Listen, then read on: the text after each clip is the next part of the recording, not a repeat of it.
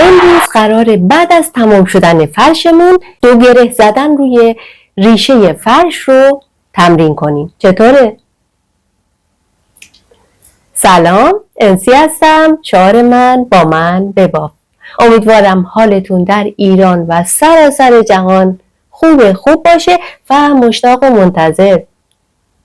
خب الان فرشمون تموم شده و ما میخوایم که بدونیم که برای 2 گره چه کار باید بکنیم. اصلا 2 گره برای چیه؟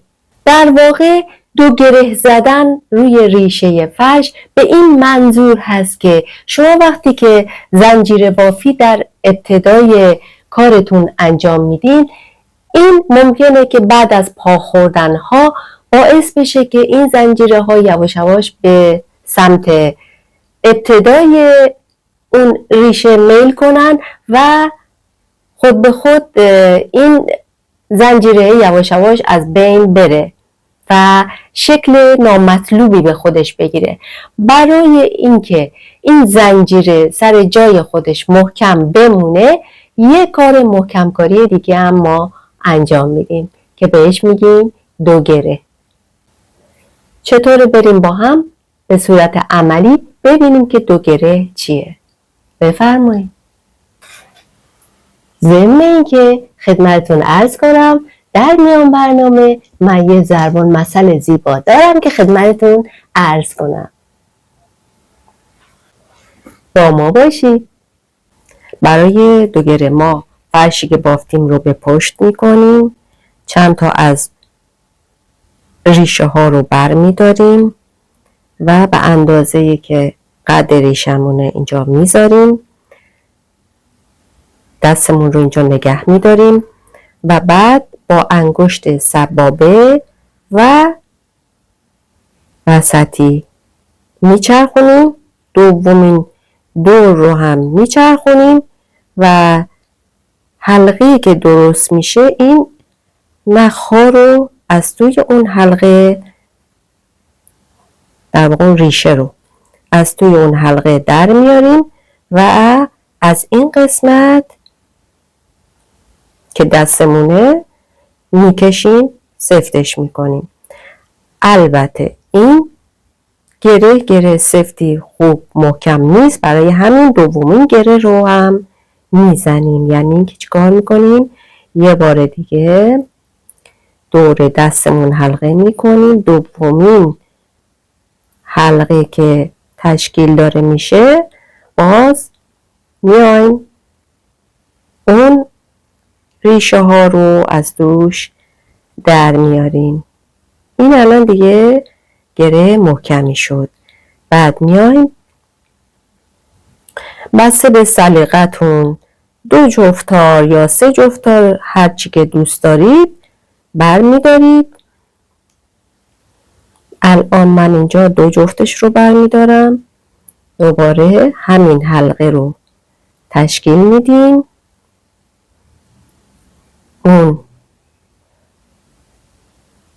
2 جفت رو از دوش، حالا خیلی حساسیت به خرج ندین که 2 جفت باشه یا 3 جفت باشه، خودتون زیبایی کار رو تشخیص میدید. بعد کشیدگی این قسمت رو دقت کن یه جوری باشه که کار رو زیبا در بیاره. دوباره دومین رو همین کار رو انجام میدیم و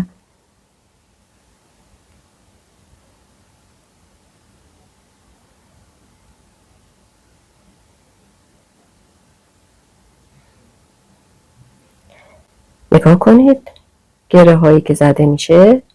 خب الان ما بازم تمرین میکنیم که کاملا دستمون بیاد که چیکار کنیم. خب خوش آمد میگم به دوست عزیزی که همین الان به گروه ما پیوسته. سپاس ویژه بابت همراهیتون تا پایان بافت این قالی و امروزمون. از همه شما، از تک تکتون که با کامنت هاتون منو تشویق کردین که ادامه بدم. البته انگیزه های من برای ادامه دادن خیلی قوی هست، ولی با بودن شما و دیدن نظرات متواضعانه و انگیزشیتون منو تشویق میکنه که همچنان پیش برم. این پایان کار ما نیست. دوست عزیزیم که تازه با ما پیوستی یا اینکه مدت هاست ما رو دنبال میکنی، لطفاً دیگه اون لایک رو بکوب و سابسکرایب رو انجام بده. مطمئنم که در این راه پشیمون نخواهی شد. از اینکه کانال رو به دوستانتون، عزیزانتون در ایران و سراسر جهان معرفی میکنید بسیار سپاسگزارم. متشکرم از همه شما.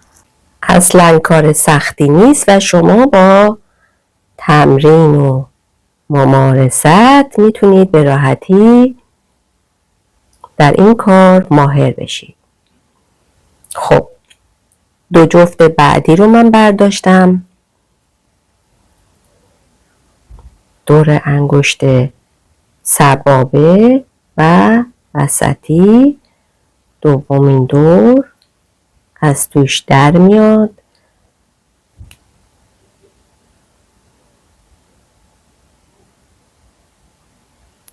دومین بار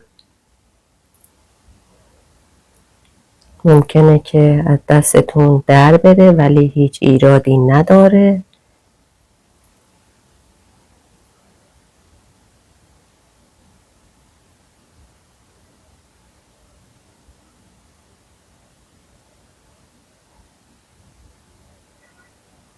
عجله نداریم.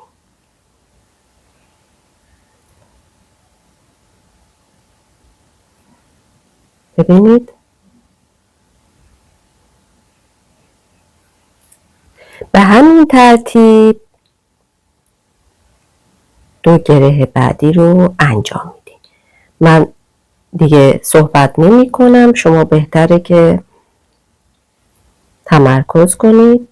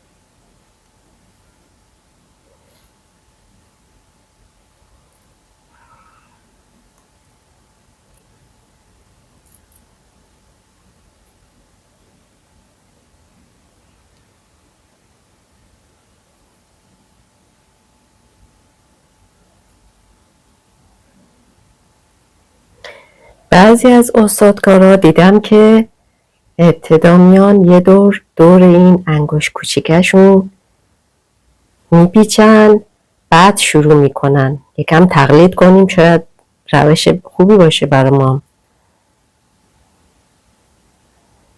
چه اشکالی داره؟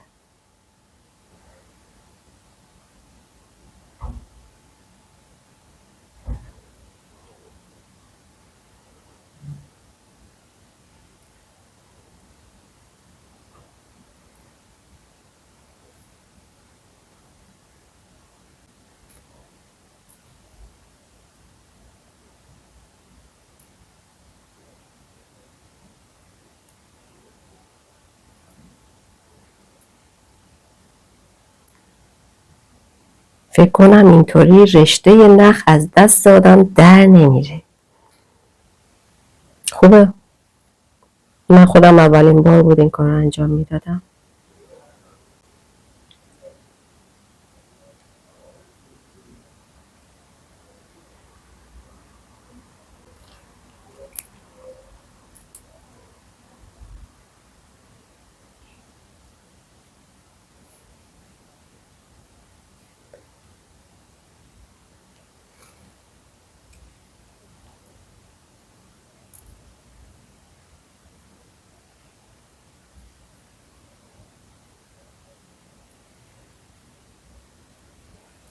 اگر خوب دقت نکردید اینه که یک دور این نخ رو دور انگشت کوچیکه میچرخونیم. این خیلی خوب در مهارمونه.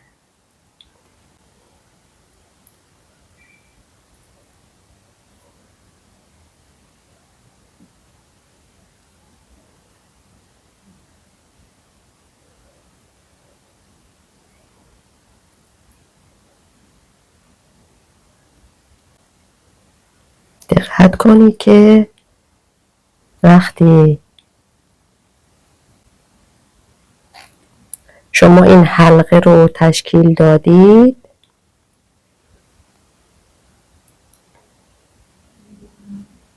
نگاه کنید، وقتی این حلقه رو تشکیل دادید این ریشه ها رو از زیر حلقه وارد کنید.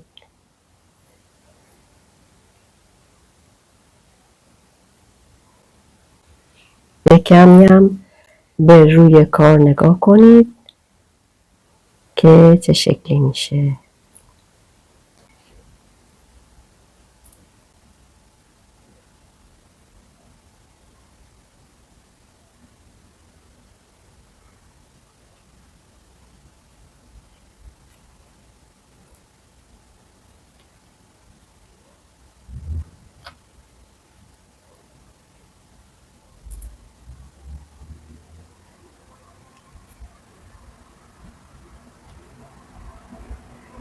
و یه مطلب دیگه این که وقتی قبلی ها رو انجام دادید یه کناری بزنید و این جدیدی ها رو که دارید برمیدارید حتما به ردیفش بردارید.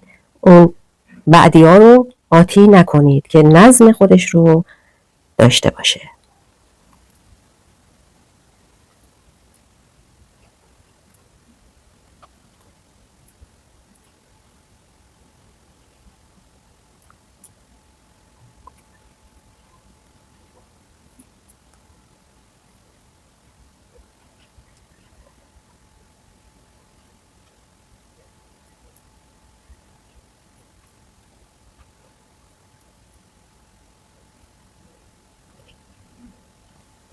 ضرب المثل امروزمون منسوب هست به یکی از روستاهای ورامین به نام فرآباد، اگر درست گفته باشم. این ضرب المثل میگه تا باقالی بار داره بافنده باقالی کار داره، که نشون از پشتکار و دست از کار نکشیدن بافنده برای تمام عمرش هست.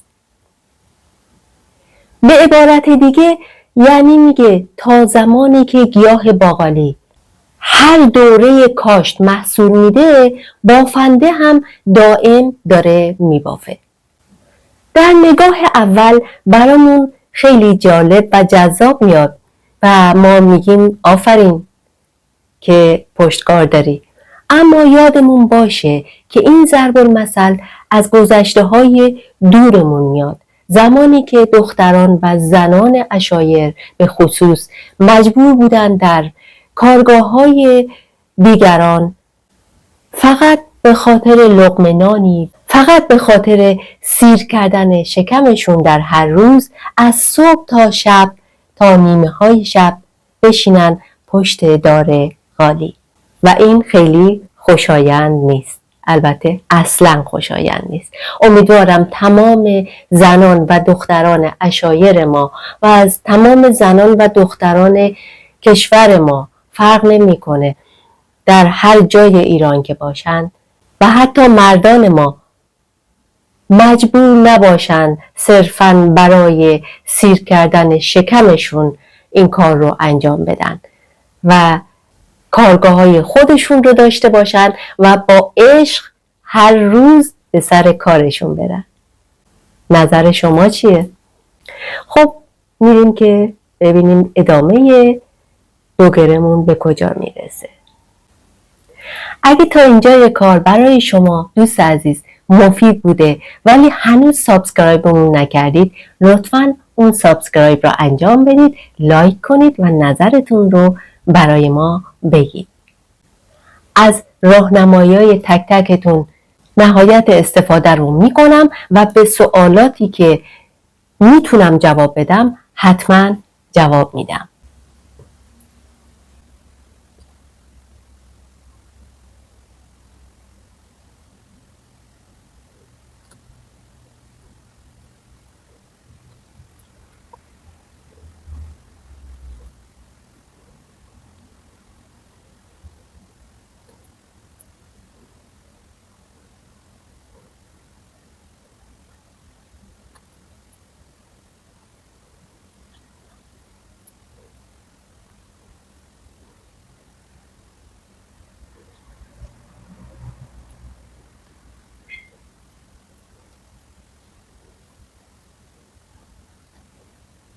این طرف رو با هم میزنیم، سمت بعدی رو دیگه خودتون زحمتش رو بکشید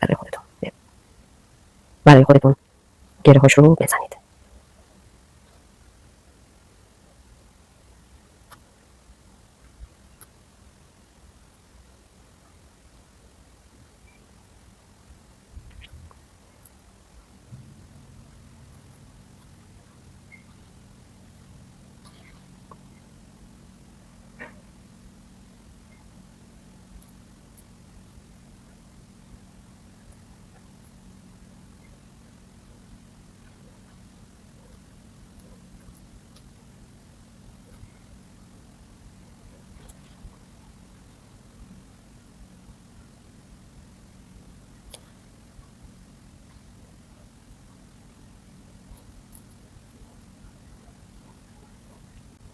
چون ریشه هاش قدش کوتاهه برای همین یک مقدار وقتگیرتره.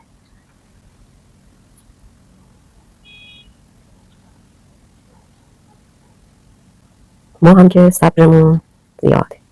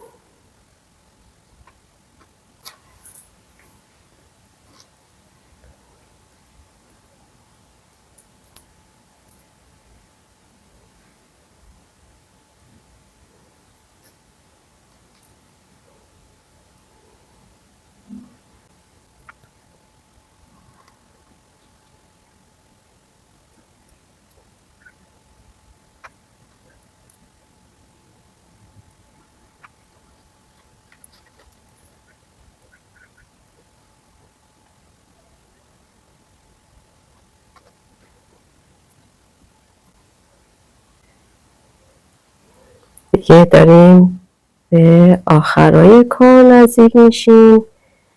خواهیم ببینیم که وقتی که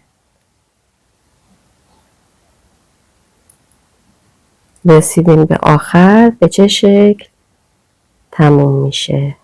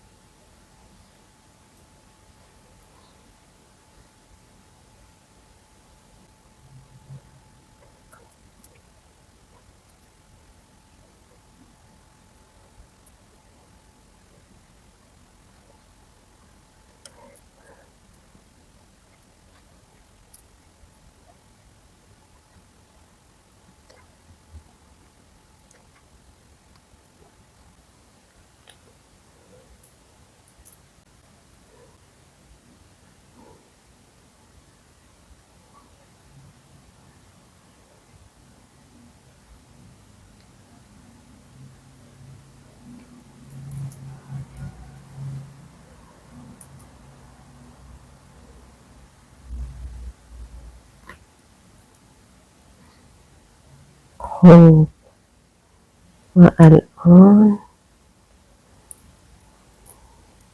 یه جفت دیگه برداریم.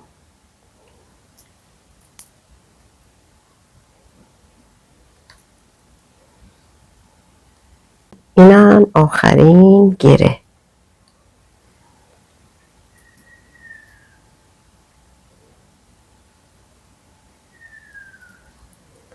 خب وقتی که تموم شد مثل همون اول کار انتهاش رو به اندازه ریشه میریم و قطعش میکنیم. یه اصلاح هم انجام میدیم. الان شما نگاه کنید ببینید که روی کار به چه شکل در میاد. هم یه زیبایی خاصی بهش میده، همین که باعث میشه که اون زنجیره هایی که ابتدای کار زدیم اون هم سر جای خودش محکم میشه و دیگه باز نمیشه. به من بگید که شما از چه روشی برای استحکام زنجیرتون استفاده میکنید.